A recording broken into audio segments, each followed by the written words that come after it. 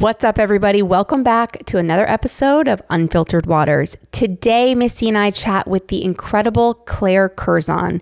Claire is fresh off a record-breaking performance at the World Championships in Doha just a couple weeks ago, where she won 6 medals, 4 of them gold, and clinched a backstroke sweep from 50, 100 to 200, which only makes her the 3rd person to ever accomplish this in the history of the sport.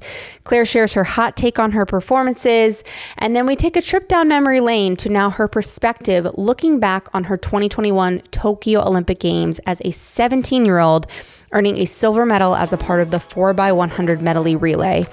Claire shares how her sickness and missing the 2023 World Championships has shaped her and allowed her to become stronger. She shares how much she loves working with her sports psychologist and how much she looks forward to it. We discuss her transfer from Stanford to UVA and how things are going. And then Claire shares her nighttime routine, her new life as a plant mom, her favorite shows, and so much more. She even shares her latest reward system when she breaks a record at a big meet. And let me tell you, I relate to it on such a deep level. We had so much fun with this conversation. We hope you enjoy. Without further ado, Claire Curzan.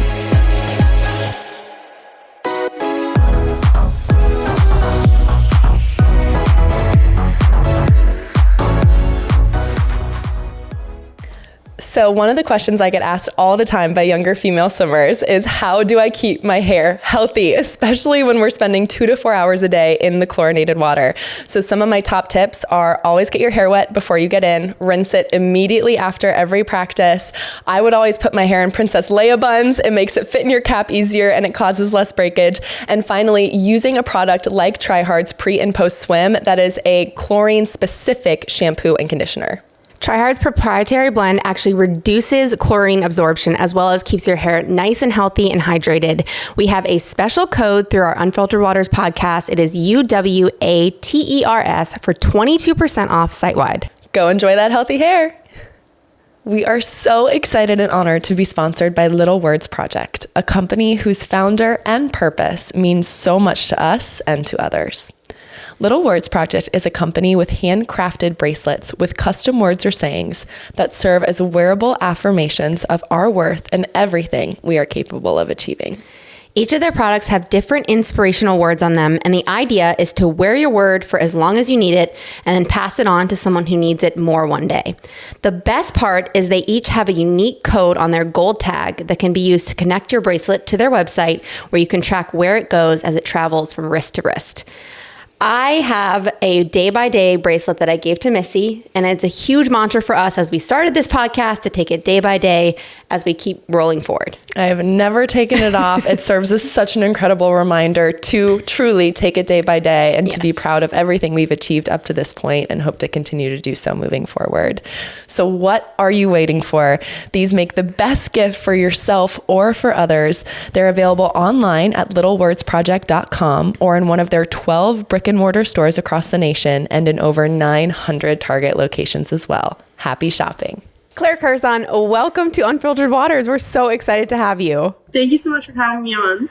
Yeah, you've been flying all over the world. We are so appreciative that you took the time to talk with us. Oh, I'm excited. I've been watching all the clips, and I'm really happy for this opportunity.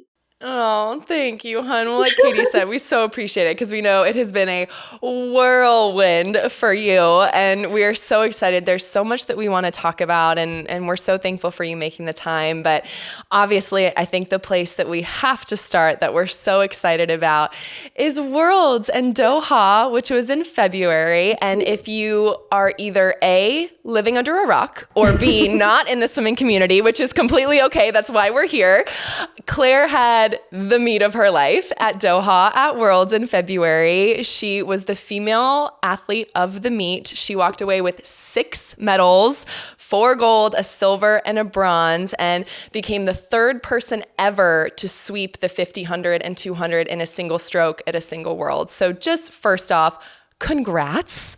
Thank you so much. Incredible. Just amazing. It was so fun watching you that whole week. So we just kind of want to relive that experience with you. How did you feel going into Worlds, and maybe even your decision to swim? Because I think one thing to highlight, especially for those who may not know, is that this Worlds was interesting in that it was a long course worlds that is so close to Olympic trials and to the Olympics this summer. And so it was a bit of a decision on whether or not athletes were going to travel internationally, swim at this meet with trials coming up. So maybe lead us through your thought process in deciding to go to Doha, and then how you were feeling going into it, and then while everything was happening when you were there. Yeah. So honestly, my thoughts about going to the meet or not were very up in the air for like a super long time.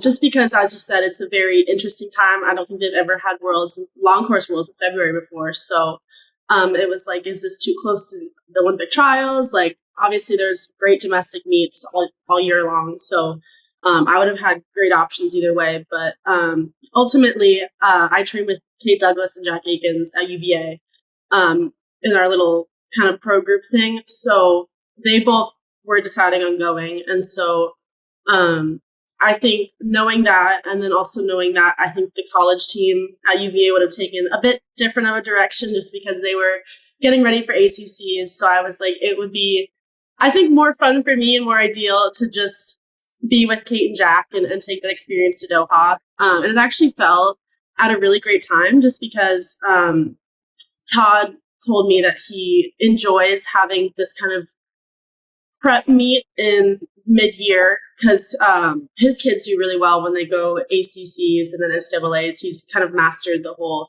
double taper situation. So he was like, actually, this would fall at a perfect time. We'll get to see how you're responding to like training at UVA. And then it's a kind of a good stopping point where if we do need to adjust, there's plenty of time before Olympic trials where we can just shift focus or add a couple more things in, and it'll still work out well for June. So I think once we kind of went through that whole process of going through the steps and seeing if I should go or not, definitely went headfirst in, made it my focus. And then I was pretty nervous for the meet, honestly. As I kind of said before, like this was my first big meet with Todd under his training. So kind of up in the air on where it would go. We didn't really taper much. So I think we lifted the day before we left. And then kind of our taper was just being at the meet, and we didn't double while we were there, which was super nice. So a little bit of rest, not really expecting much. Todd was like, goals for this meet, if you could go close to your best times, that would be great. But if you were able to go best times, like that'd be stellar. That would exceed my expectations. So I think it went way better than I expected. And I'd say it's very encouraging. I was kind of just like in a daze the whole meet. I would say like the 100 fly, I was pretty happy with the result. And then the backs just kind of hit me. And I just was almost zombie walking to the end of the meet because I was like, what's going on? I don't even know. But yeah, I mean, it was so much fun. We had a kind of a smaller team than normal. It was, I think, only not that many girls. There was like maybe 5 to 10 girls, which is so unusual. Normally there's over double that. So it was a very, very fun meet. It was very surreal. But I'm really happy for the opportunity just to go, and be able to represent the US and do well for the US. It's incredible. I always like to hear people's perspective. I know for me, when I went to a meet and popped a really great time, I at least knew I was going the paces. You can't always control the environment and the external factors, but like, okay, I'm hitting pace to hit this record or get a best time. Was that the case for you going into it, or was it you were totally stunned by your performances? I mean, I actually have been doing really well in practice leading up to the meet, so I would say it's very encouraging. I was holding faster than I used to in the past. So I was like, okay, this could end up being a really great time, but also, it's February. So even if it doesn't really matter. This is not my focus meet. So I had felt pretty good in like prelims and semis and finals, just because I would say we kind of grinded from August to December. And then after US Open, just really hit the ground running. So that was like the first time I'd actually felt good in the water for a while. So I was like, this is wonderful in and of itself. And then, yeah, I mean, definitely not expected to go best times, but I was really, really happy when I did. And I think once I hit that first best time and I think the 100 back, I was like, okay, like this is awesome for backstroke. And then it just kind of kept going. Oh, that kind of confidence is amazing to have. And there's two things you mentioned in the beginning that I think are incredible to point out. One, that you weren't tapered. Yeah. You still performed like this. And you also mentioned a double taper, which I wanted to explain for a second, because I think for some of our listeners that aren't as familiar with the swimming space, it is a really interesting concept. So before every major competition that we have, we do something called a taper, which is essentially you really bring down the volume and kind of amp up the intensity and do more quick hits, more race style pacing, imagination of, your splits, your 50s, your 100s, whatever it is. And you essentially are just resting more leading into your competition so that you're ready to rock. And so with the double taper, that can happen in situations like this year when you have athletes that are competing at both an NC2A championships or a major competition in March, and then have trials coming up just at the end of June. So you have coaches like Todd, as you say, that have gotten very good at what we call the double taper, which is tapering before two competitions that are a little bit closer together than what we as swimmers are used to. So to have that kind of confidence in yourself and in your training, but also in your coach, that is just like, has to give you so much excitement moving forward. And if you could pick out like one moment or one race from Doha that for you really stood out, what would that be and why? I would say the most like emotion I felt after a race was probably the 50 back. I think going into that meet, I couldn't even remember the last time I'd done a 50 back, especially like racing wise, like off a start and everything. So I really just had no expectations going into it. And kind of the whole year. And when I started training with Todd, he was like, your 200 back is like probably going to be like more of our focus. So there was no expectation. I was like, I'm just doing this for fun pretty much. And I was really happy just with how I was doing in like prelims and semis. I was like, wow, maybe I'm like a sprint backstroker now. And then like this was like finals. I was like, okay, I'm just going to go rip it and we'll see. And like, I was shocked by the result because the Australians are obviously very, very good swimmers and they're very, very good backstrokers. So to like be able to win gold for US, I was like, there was no way that was like on my plan for this meet, but I'm very happy with how it went. So yeah, because for the 100 and 200 backstroke, there was a bit more pressure, a bit more expectation because Reagan and Caeleb weren't going to be there. So I was like, okay, I probably should do this for the US. That would be wonderful if I could. But then for the 50 back, I was like, whatever. Like, this isn't even an Olympic event. Like, it's just fun. So I think just the feeling of touching that wall and seeing the scoreboard was really, really special. So I think that was probably my favorite. Don't you wish you could always just bottle that up? Like, can I just feel the way you feel in the 50 back before the 200 back? But yeah, if you could sell that feeling, you'd be so rich. I agree. It's so true. Oh my gosh. Well, Claire, I want to go back a little bit. I want to go back to Tokyo and talk about that. For those who don't know, you made the team when you were just 16 years old.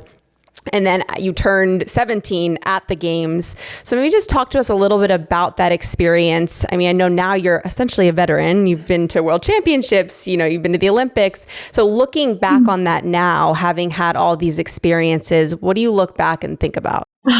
The whole trip, I'm sure Missy can relate to this, but it was a fever dream to me because I think as a kid, I would prep and like dream for so long that one day I'd make the Olympic team. And then it happened and I was really little. And then the whole time I was like, oh my God, starstruck. I think I was scrolling back through pictures the other day and that was my phase where I was obsessed with Caeleb Dressel. Yeah. And there was a picture cardboard cutout.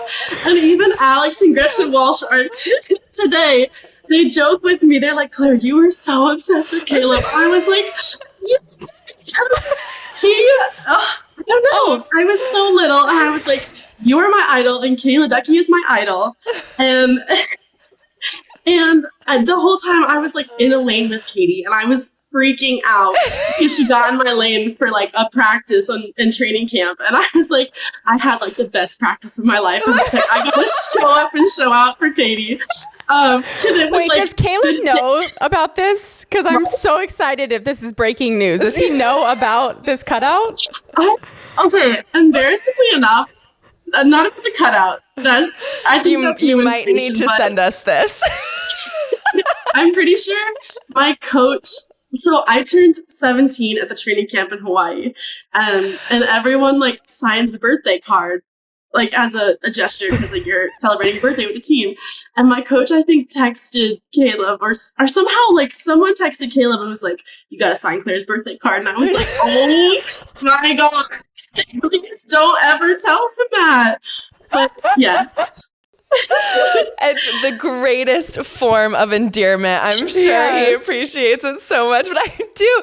Katie and I both know exactly what's that like. You're just on this team and you're totally starstruck, and you have, posters of these athletes on your walls. You've grown up watching them, and the next thing you know, you're on relays with them and representing your country with them. And you're like trying to justify this like juxtaposed view of like, oh my gosh, they're here, but I'm here, like, and we're here together. And you kind of are like fighting for that belief. Like, no, I made it here too. Like, even though I've looked up to these athletes for so many years, like I did make my way on this team by myself, and I deserve a place to be here. And it's so special and so wild all at the same time. And it's one of, I think, the most beautiful things about our sport, because I don't think there's a lot of other sports where you get elite high school athletes that are also getting to compete with the best in the world in the same sport. 100%. And that is just such a beautiful thing. And I think it's why our sport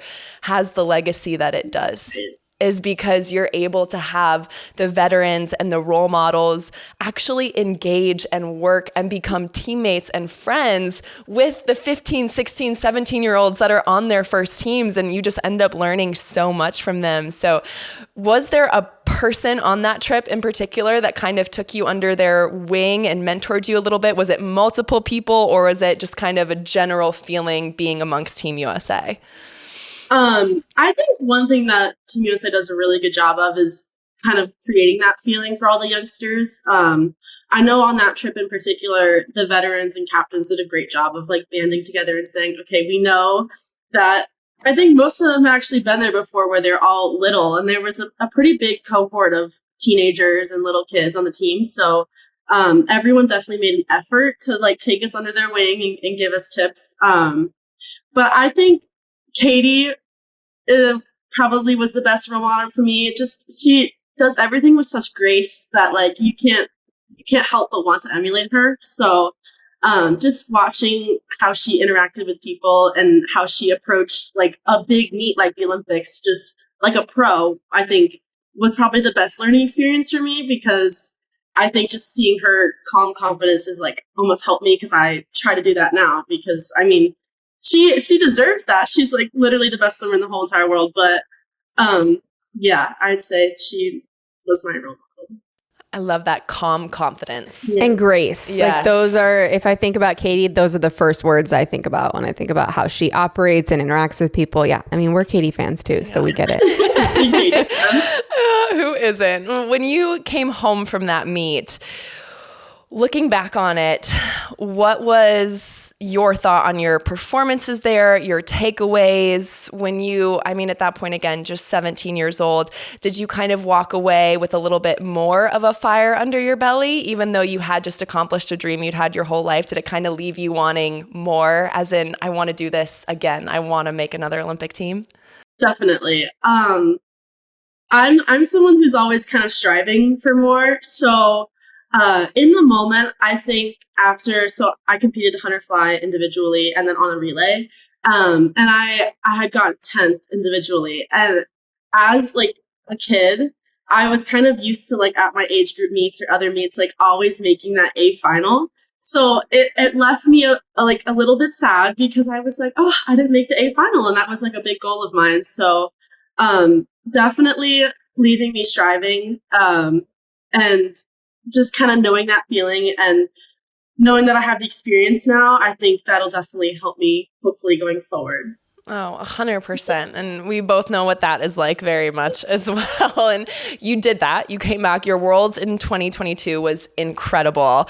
And we actually want to fast forward a little bit too, because something that we love to focus and talk about a lot here on Unfiltered Waters is the hard moments and kind of the grittiness, and the successful moments are amazing. And as we just talked about Doha, they're so fun. And I remember just living off of seeing every picture of you from that meet, because your smile was just like so contagious, and we love to see it. But we also love to hear about, you know, what has gone on behind that smile too. And going into 2023, Nationals was the trials meet for that year's World Championships.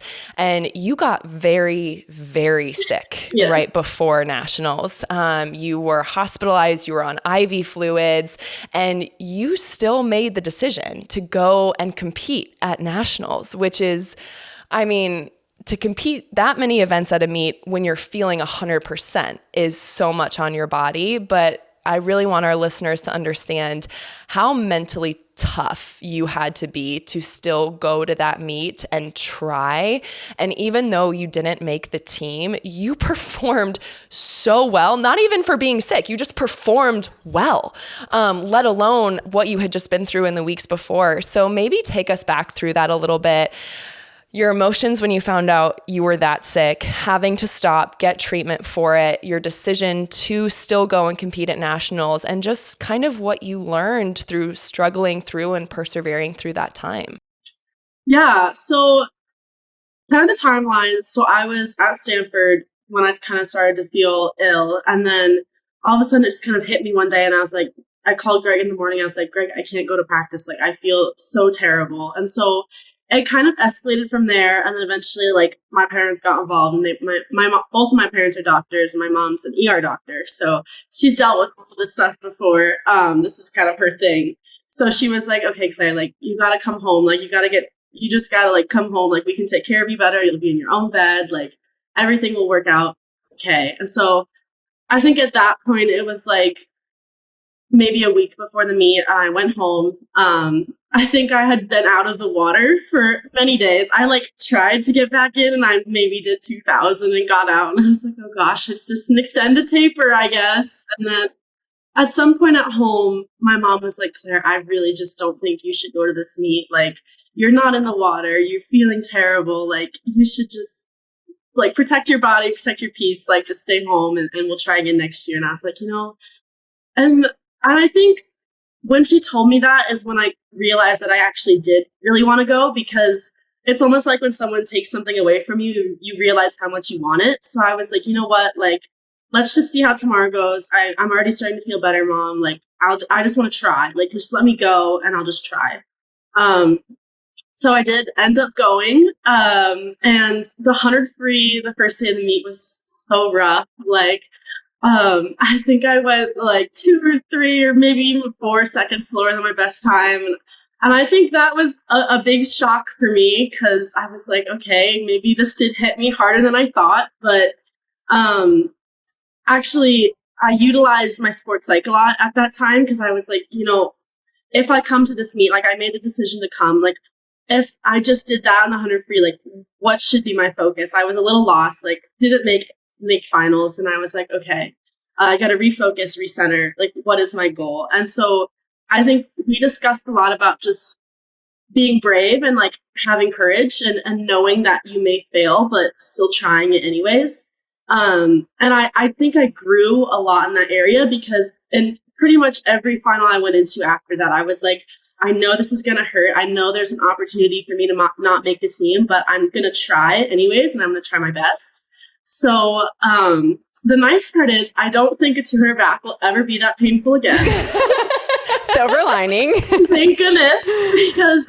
But like, I still even went, I think, a best time in the 200 backstroke. So I was like, it's okay that I didn't achieve getting top 2. I think a lot of the girls at that meet had an incredible races. So this just kind of wasn't my time, and that's okay. And I'll just, enjoy home during the summer. It's the summer after my freshman year. Like, really just take time, spend time with family, like, be at home, reset. And then honestly, it was nice because it gave me the opportunity to reflect on what I wanted for the year leading up to the Olympics, and knowing that I did want to be a bit closer to home, closer to get some medical treatment if I needed it, just because of that harrowing experience. So I think looking back now, it is definitely a positive thing for me that I learned all that and went through all that, because now I think I'm so much tougher. Like even in Doha, I was telling myself in the ready room, like, if I can go and do that, knowing that I didn't have the best training and I didn't feel very great,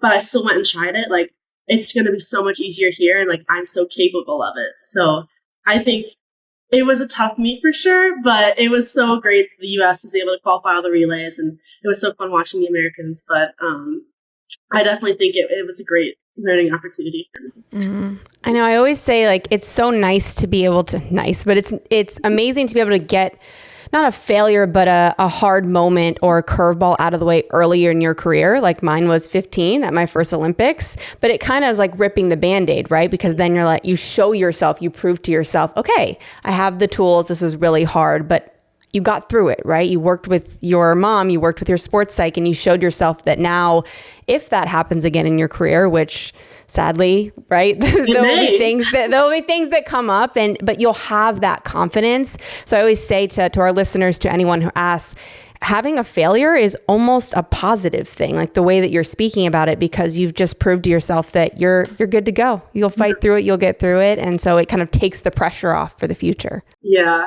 I think it was also really important for me too to have that failure, just to know that it's okay to fail. I think before, like I was so young making the team, and I'd made the world's teams after that. So it's like, I need to know that I'm human too, and that these things do happen, but it's not the end of the world. You accept it and then you move on, because there are other meets, there are other Olympics, and just knowing that life doesn't boil down to that one moment, I think is really important. It's so true. And I love that too, of that life goes on. And I actually ironically think that I also said this in Caeleb's episode. I'm such a firm believer that we go through the things we go through in life to then help other people go through them. But also I think our greatest moments of trial and hardship, they show us what we're capable of. Like we wouldn't realize what we are capable of getting through if we didn't have those moments to test us and to test our strength. And I talk about that as a mom all the time, is like my confidence in myself as a mom has grown so much over 2.5 years because I have gotten through every hard moment that has come, right? Like, and there are going to be so many more, and there have been so many in the past, but it's like, you get through your first sleepless night, you get through your first ER visit, you get through the first really bad sickness, and like, you just keep getting through stuff. And all that does is just build your confidence in who you are as, in that case, a mom, but as an athlete, and who you are as an athlete and what you can bring to the table, even when the circumstances aren't perfect. Because I think that's another thing about our sport that's really tough, is we are an Olympic sport. So of course we have those big meets once a year, but ultimately our bread and butter is every 4 years. And we don't have control of that timeline. We don't have control over whether or not we get sick going into an Olympic trials or an Olympic games. Like those are the dates set, and we have to control whatever it is that we can to be at our best. But having that confidence and knowing you've been through it and you've been able to still show up and fight even when you were feeling that low after being so sick is amazing. And again, just don't go best times when you That's seriously incredible. Incredible. It's so wild. And now as you look towards this summer, I know we just got back from Doha. We have Olympic trials coming up, which, by the way, we will be there. So we cannot wait to see you and cheer for you in person. But what are you thinking about? Because I think one thing that is so impressive about you, Claire, is how diverse you are as an athlete. You are a freestyler, a backstroker, a butterflyer of all distances. I mean, you do so much. So when it comes to preparing for Olympic trials, for hopefully the Olympics, how are you approaching your training, the schedule of the meet? Kind of what's your focus as you look down the line as what's to come this summer? Hey everyone, we just wanted to give a super special shout out to our amazing production staff over at Cannonball Media. We have an amazing team behind this podcast, and we couldn't do it without them. So thank you so much for all of your help. If you're looking to start your own podcast, they take care of everything from A to Z. So reach out to cannonballmedia.co. Sleep is the foundation to performance and longevity. It is either enhancing your performance or holding you back from your highest potential. Dream Recovery is committed to just that, helping people sleep as well as possible so they can conquer the day. Dream Recovery believes in the power of evidence-based solutions to optimize sleep and recovery. Yes, and everyone deserves to feel their best, and that starts with a great night's sleep. So many of our own Unfiltered Waters guests use Dream Recovery's sleep mask and mouth tape, including Carson Foster and Michael Andrew, and they swear by how much it has helped their sleep and performance in the pool. Visit dreamrecovery.io to have your best sleep ever. Use code UNFILTERED for 30% off your entire order and 50% off your first month of Dream Tape. Sweet dreams. Yeah, so actually Todd had to have this conversation with me the other day because both me and Tate Douglas are in a very similar situation where we can swim a lot, but we almost need to focus more on our best chances to make the team. So for me, he was like, maybe you should consider the possibility of maybe not doing the 100 free.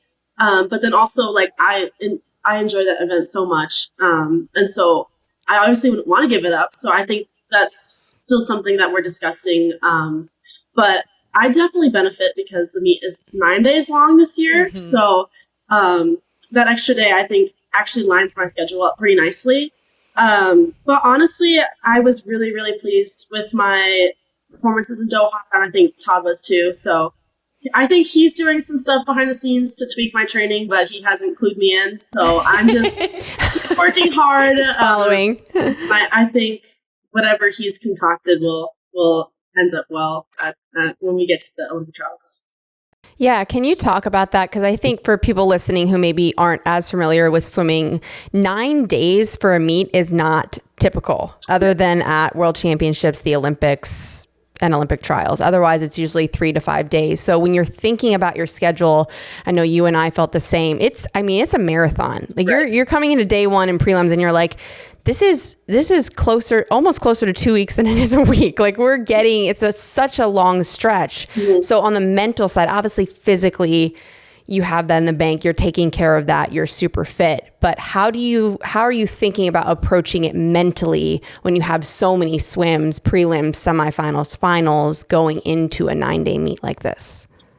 I actually consider that one of my strengths. I kind of, after the Olympics, for that 2022 Worlds in Budapest, I did really well at trials and had like a giant, event load. I think I had 4 individual events or just some crazy amount for that time of the year.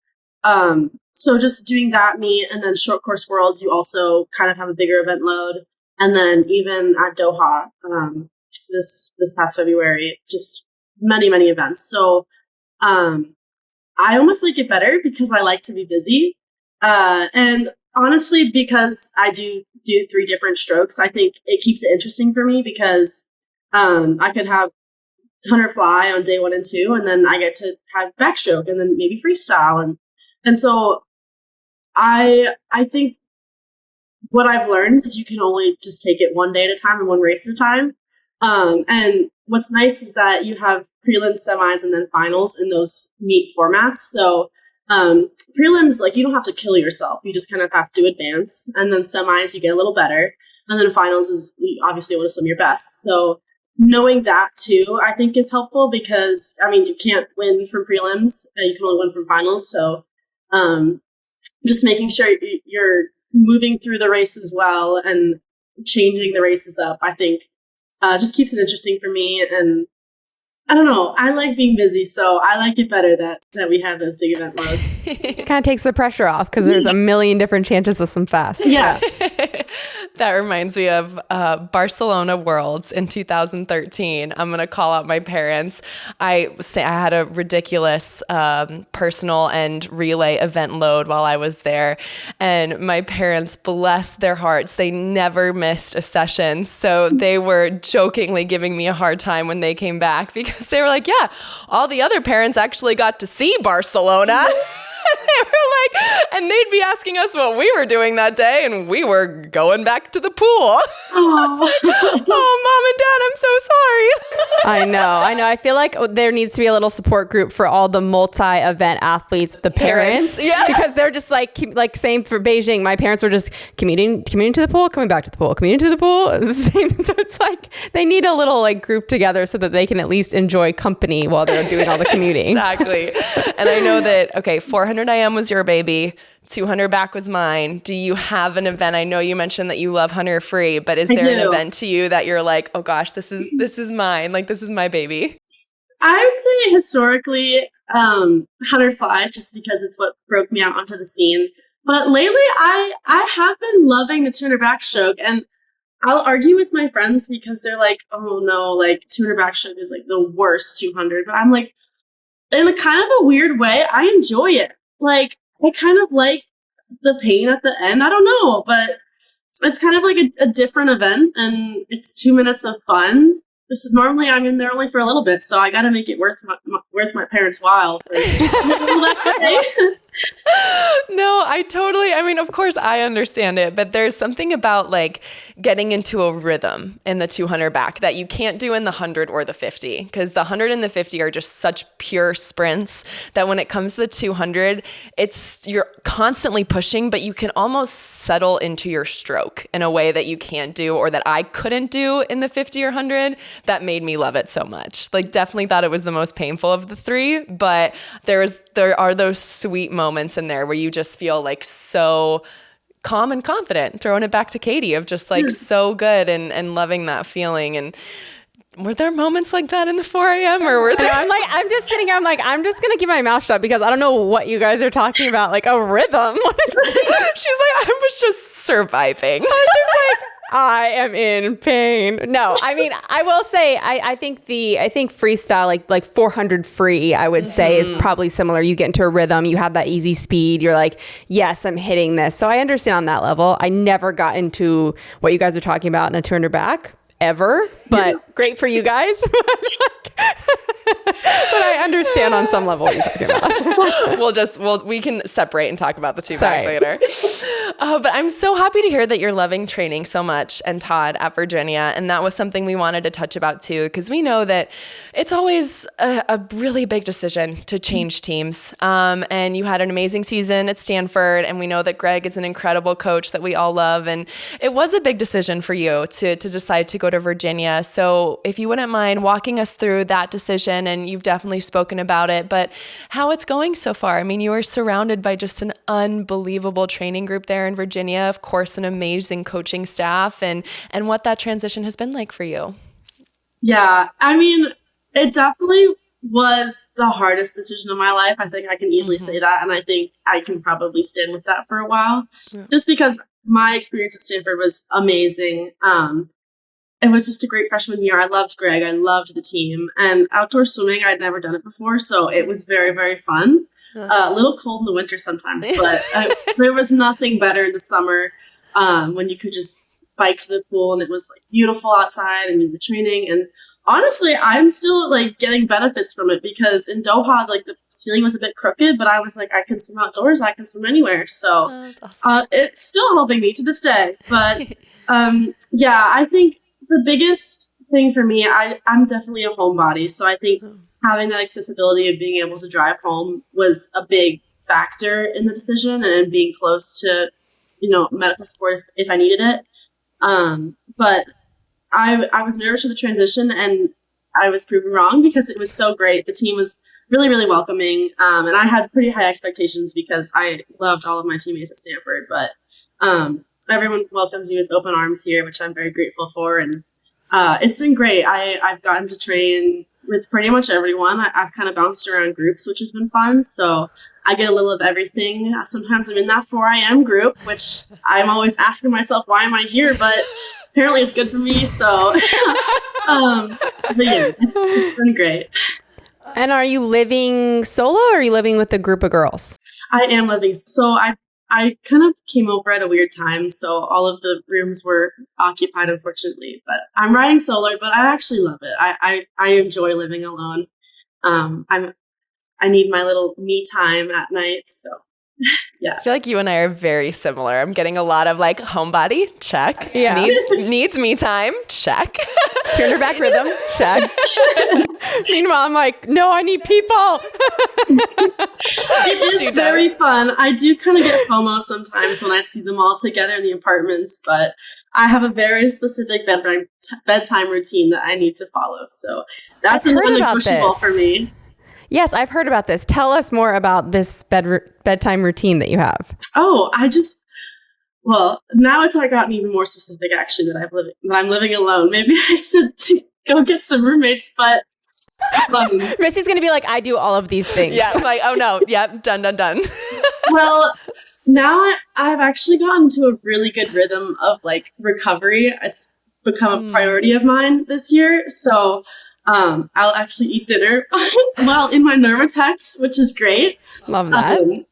It's wonderful. I'll watch shows. I've been big into shows lately because I don't have anyone to talk to at meals.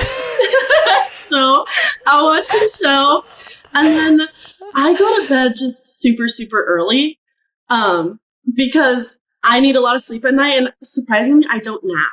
So my sleep at night is so important. So I'll literally start getting ready for bed at like 8:45 and then be in bed by like 9:15 and then go to sleep. So yeah, we're the same person. Yeah. I know that if I need to text Missy for something and it's 9:20, I'm like, missed the window. It's gone. It's gone. It's like if there's a text that comes to me after 8 p.m., you're going to get a reply before 5 a.m. the next 100%, morning. 100%. That's not me. I don't do that. I'm a pansy with morning practice. It's terrible. Hey, but you're getting your sleep the night before. What shows have you been into lately while you're normateching and eating dinner? So I really like kind of like mind thrillers, like murder mysteries. So my age group coach, Rob, recommended Death and Other Details. And then right now I'm watching Only Murders in the Building, which are both like murder mystery. I don't know. It kind of like, it's exciting. I like the plot. But I had been watching Criminal Minds before that. I hadn't watched it before. And that was not a very good bedtime show because living alone. I need to like make sure all the doors are locked and my window's down and I would get scared. So I needed to transition off of that.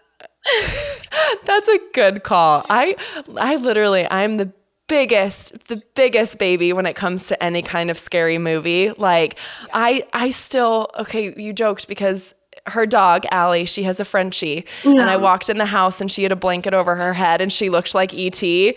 I still haven't watched E.T. What? Because I'm so E.T. not scary. It's a classic. I didn't watch Pirates of the Caribbean until I was like 17 years old. Wait, I didn't either. My dad finally forced me to watch it. I was so scared. So literally, watch the second or third one. Okay, definitely the third one is the best in my opinion. Definitely watch the two. But so when I have this image of like being alone in an apartment watching murder mysteries, like my heart rate is immediately like my palms are sweating. Oh my god, that's so. I basically like triggered you and I was like, oh my gosh, she looks like E.T. Yeah, I've been anxious for like the past 2 hours. Oh my god, that's so funny.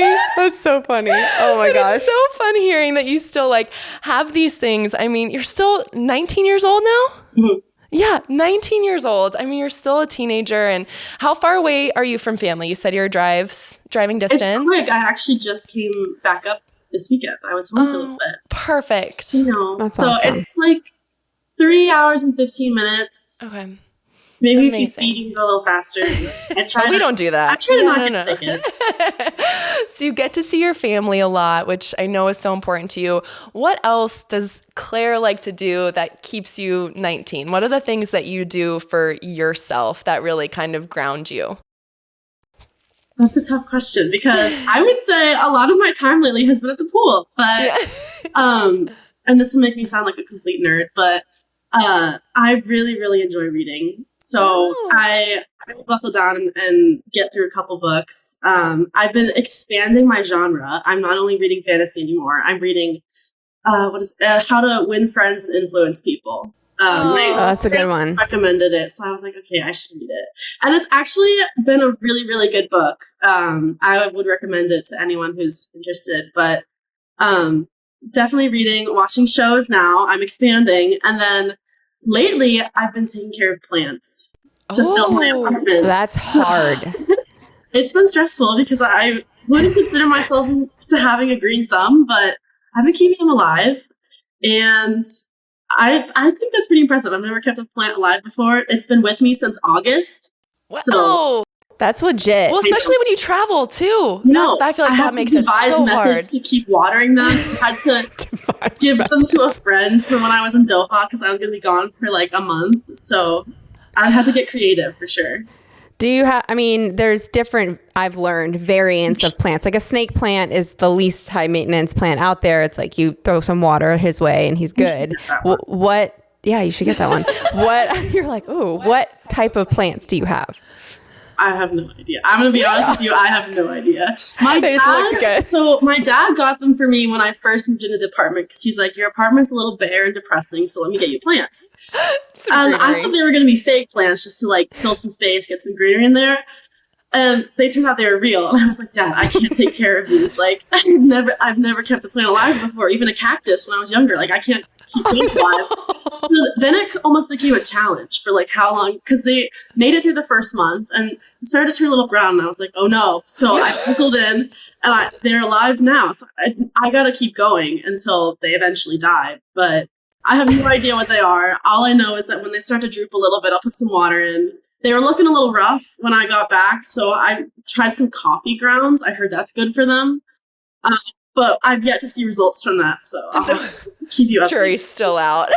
That's so fun, though. All those things are so important to have, and I can tell, though, that swimming is a huge part of who you are, and you do seem to be really, really enjoying it, which is so special. And I know that you mentioned, especially when you go back to times like when you got sick before nationals in 2023, kind of using your sports psych to help you with that. Has that been something that you've always prioritized, or kind of as you've climbed in your career, something that you've realized is really important to you that you've wanted to prioritize? Yeah, so mental health has always been a big thing in my family. Like my parents' biggest supporters of mental health ever. So after Tokyo, it's definitely a hard letdown after such big a meet and all the emotions you experience, just making the team and then being on the trip. It's the best thing ever. And then you come back and it's real life and you're like, okay, what now? Yeah. So I started utilizing a sports psych then, and I love it so much. I'll like look forward to my meetings now. I'll be like, Mom, guess what? I get to sport this week. And she's like, oh my God. And I'm like, oh, I can't wait. I'll like make checklists in my head of I want to talk about this, and this. Because yes. Me too. I think I've passed like all of my major decisions through him. Like I am codependent now. But it's so helpful because you get to a point in sport, at least for me, where I start to overthink. That's my downfall. But it's so important because it's a very unique experience, and it is very helpful to talk to people that have been through it, but everyone handles things differently. So just having that feedback from them and being able to work on just different aspects of myself has been so helpful. And not even in swimming, but in real life too. And I cannot say enough good things about it, but I think everyone should have a sports psych or a therapist because I love them. we are big fans for that. You nailed that though, because it is true. People are like, well, I have my friends or I have my parents, but just like having that unbiased third party where they're not involved at all, I think is so key. Like that's what helps me the most is just they don't have any stake in this. They don't have any opinion. They're not saying, oh, here's how I did this, right? It's just for you and only you in that moment. And that's the best part about it. And thank you for speaking about it with so much joy. Like, can we recognize that? Like, I feel like a lot of times people feel like either things have to be really hard or tough and they like hit rock bottom and then they have to go see one. But to hear you speak about it and be like, no, like this is something I genuinely look forward to every week. Like I feel the same. I had to cancel my session with my therapist last week because we were on vacation and I was devastated. I like literally texted her yesterday and I was like, do you have time this week? Like, can you fit me in? Like, I miss you. And so I that you approach it with that kind of lightness, and know that this is a person that is just always there for you, that you can bounce ideas off of. And I think we definitely need more of that in the space, more joy around topics that are serious and real, but that we can also bring light to, especially when we share our experiences together. Yeah. And speaking of lightness, Claire, I wanted to end our podcast. We still got some time, but just some more fun, rapid fire questions. So are you ready? I'm ready. Okay. So the first question. So for those who don't know, you came back from Doha, you crushed it, and you won quite a bit of a purse. I won't say exactly the amount if you don't want me to, but for me, it was always a tradition. If I went to a meet and I got a lot of prize money, I was always able to go and purchase something that was just could be frivolous or just fun or something I was looking at, and it was always a purse for me, ironically. Have you purchased anything, or is that something that you enjoy doing when you come back from a meet like this? So I have. So it's actually funny. This is like a first time thing for me, but now I'm addicted. I've already got like my next couple planned out. Don't forget. So before I was really like, I was like, meh, like, I don't know. I just didn't really care that much about like materialistic things. I was like, I love shopping at like Target or whatever. But, like, I guess the older I got, like the more I got around like girls that are in college now, and you know, things get more important to a college girl. And so I noticed that everyone had these really nice like purses and like going out bags and like closets. So I was like, okay, like I guess if I won some money, like it'd be fun to treat myself. I've never had like gotten a big purchase before, aside from like $100 at Walmart or whatever. So I was like, okay, I'm gonna make it a goal that if I achieve something, that I'm gonna treat myself with a purse. And so I got some spending money, and I was like, okay, I'm gonna treat myself. So my dad was with me on the trip because he loves swim meets. So we like traveled the world together. It's our thing. And so he's the spender of the family. He's a big spender. So we went shopping, and Doha is wonderful because they have these beautiful malls. And one mall that we went to, the Vendome Mall, has all of the designer stores that you can possibly imagine, all in like one corner. So we went shopping. First we went on day 8 of the meet because I didn't have anything to do. So we went and we were going to go scout. We were just going to go look and see what they had to offer. I kind of had an idea of what I wanted, but I was like, I'm not sure. I want to see. So we went to all the designer stores and we were shopping around, and we got to Prada. And Kate Douglas had actually brought a Prada bag with her, and I saw it, and I liked the shape. It was like this little like shoulder bag. And I was like, you know, I kind of like that shape, I guess. And so I went to Prada and we were looking at it, and I found this white one that was a very similar shape. And I was like, you know what? Like, that's a really cute purse. Like, I want that one. And then my dad was like, okay, let's buy it. And I was like, oh, like right now? And he was like, yes, right now. So we pulled the trigger on that purse.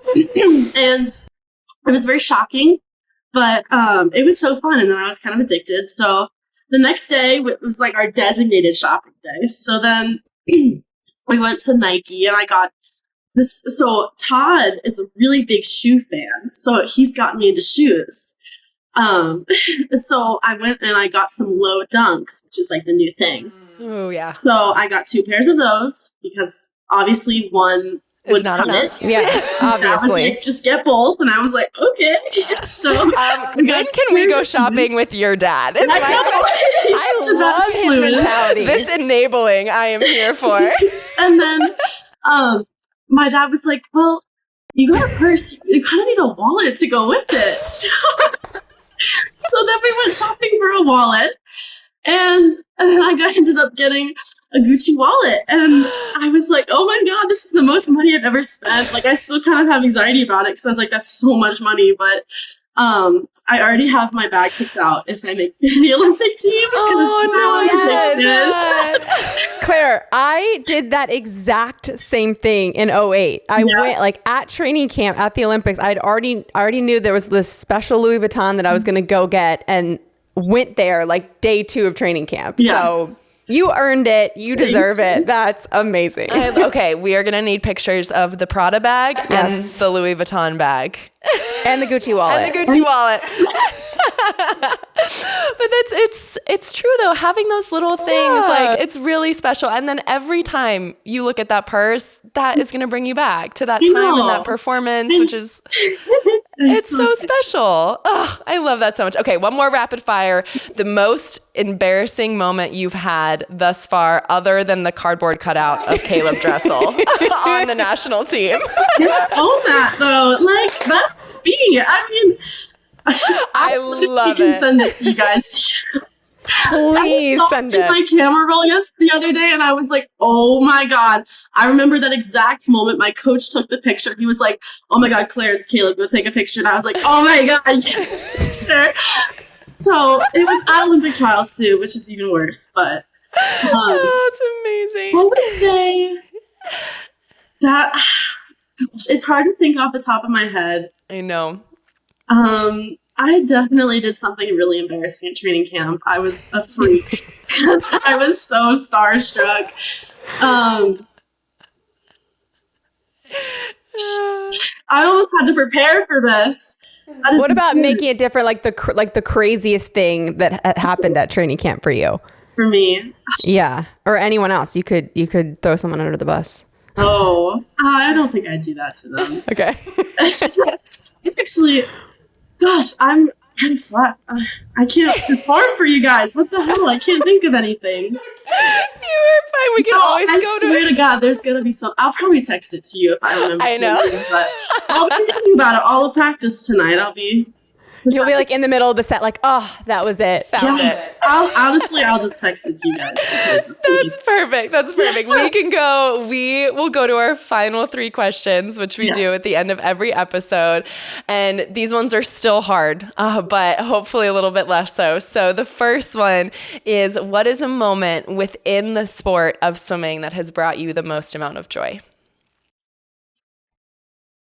I'd say whenever like I meet younger kids with swimming and they're like, oh my goodness, like I watched you on TV, or like they like want your autograph, and it's just very surreal because I remember when I was doing that, and so to think that like I am inspiring or I am the idol for some kids that are coming up through the ranks is really, really cool and very full circle for me. Yeah, it's beautiful. All right, what's a moment outside the sport of swimming that's brought you the most amount of joy?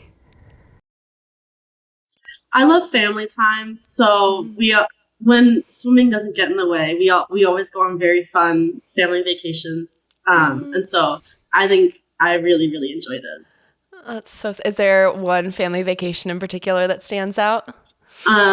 We went to Mont Tremblant, Canada, skiing one time, and because I love skiing, and it was so fun. It was a very like surreal town because we got in pretty late at night from the airport, and it's like a 2-hour drive or something to the resort or whatever that we went to, and my mom didn't pay the upgrade for like directions in the car, so I'm pretty sure she was just using like her phone or like a map. And we kind of got into like the back country, so we didn't really know where we were going, and we eventually stopped at the subway or something because we couldn't find the hotel, and everyone there spoke French, and it was a miracle we got there. But once we were in the resort and we were safe, it was lovely, and it was kind of like wintry, and there was Christmas decorations, and then we went to my cousin's wedding after in New York, so it was just a very fun trip all in all, and a lot of fun memories. Oh, that sounds perfect. Oh, Canada at Christmas time. Just love it. Yeah. All right. Final question of the day. If you had to pick one word to encompass something that you're working on, something you're striving for, or just something that you're trying to really put your perspective and intention into moving forward, what would that word be and why? This is honestly the easiest question of the day because I just talked about this with my sports psych. But I would say confidence, because I would say my default strategy when I do get to meets is putting people on a pedestal like I do with Caeleb and Katie and many other people. So just realizing that the work that I put in day out will get me to a spot where I can be confident and know that I'm going to do really well, I think is the goal. So I think it's something I'm always going to have to work on, and that's good because I would rather be humble than be overly confident. So just making sure I'm confident is definitely good. That's beautiful. Well, Claire, thank you so much for taking the time. We know you're busy. We know you're training, juggling a lot. So we appreciate it. And we are so excited to see you at trials. Thank you. Thank you guys for having me on. Of course. Thanks, love. We'll see you soon. Perfect. Honey, thank you so much. That was so much fun. So much fun. All right. Well, I'm trying to think. Oh, the other thing we do need actually is I'll DM you on Instagram my number. And then we need your address because we'll send you a little something ahead of next week as well. Okay. So we'll get your address from you, and anything else you need. But thank you so much. Please tell everyone we say hello, and we cannot wait to give you big hugs in a couple months in Indy. Thank you. Missy, I'll have to send you, there's a picture of me. You came to a swim camp at TAC. I totally remember when Yep. And I have a picture with your medal on with you. So. Oh, okay. So we need that picture. We need the cardboard cutout, and we need the purse and the wallet. Thank you so much for listening and watching Unfiltered Waters. We are so grateful for your support. If you could please hit that subscribe button on any of the channels that you're watching, and maybe even give us a rating or review, we would appreciate it so much. Thank you again, and we'll talk to you soon.